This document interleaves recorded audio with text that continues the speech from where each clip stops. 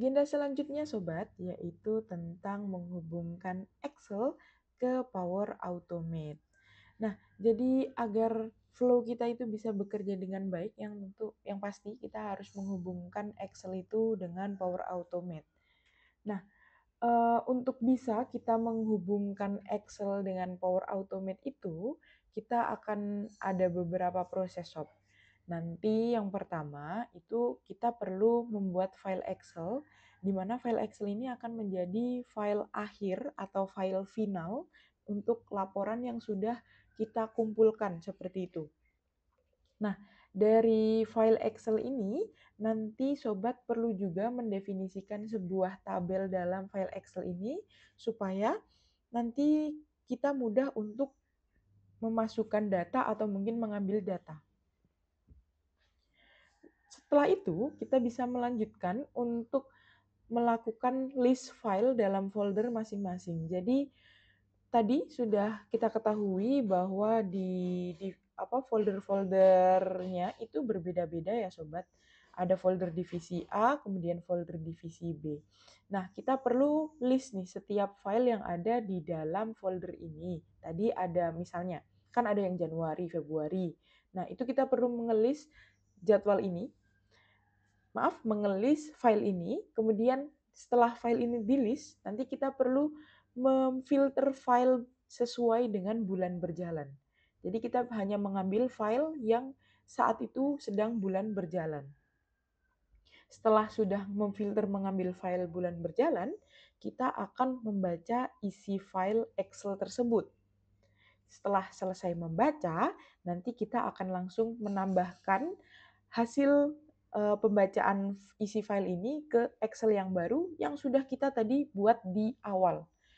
Oke, secara garis besar itu prosesnya seperti itu, sobat. Mungkin ada sedikit tips dalam membuat atau menghubungkan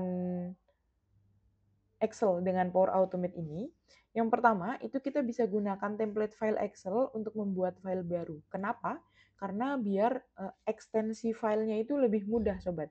Jadi dia langsung benar dan itu bisa dibuka. Kalau hanya kita buat dari Power Automate misalnya tanpa ada template file atau tanpa ada acuan file, itu kemungkinan nanti filenya bisa tidak sesuai dengan ekstensinya. Jadi nanti filenya rusak dan tidak bisa dibuka.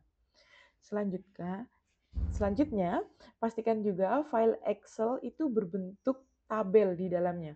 Ini satu hal yang harus dipastikan ya sobat. Jadi di dalam file Excel-nya itu, dia harus memiliki tabel yang terdefinisi. Supaya nanti identifikasinya itu lebih jelas. Seperti itu. Yang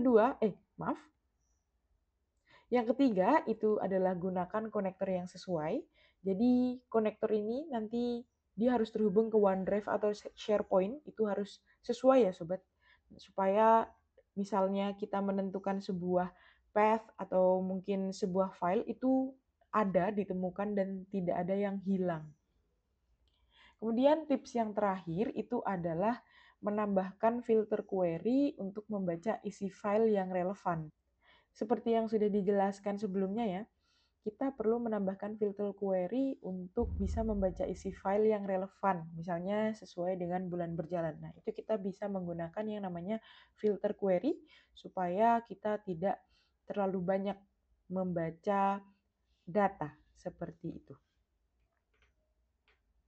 Oke, sobat, kita akan langsung melakukan demo. Jadi, pada demo kali ini itu akan ada beberapa tahap. Itu yang pertama nanti kita akan membuat file Excel baru.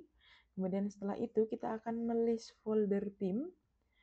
Setelah melist folder, kita akan membaca isi Excel yang sudah ada dan membuat file baru yang berisi data dari Excel lama menjadi di Excel yang terbaru.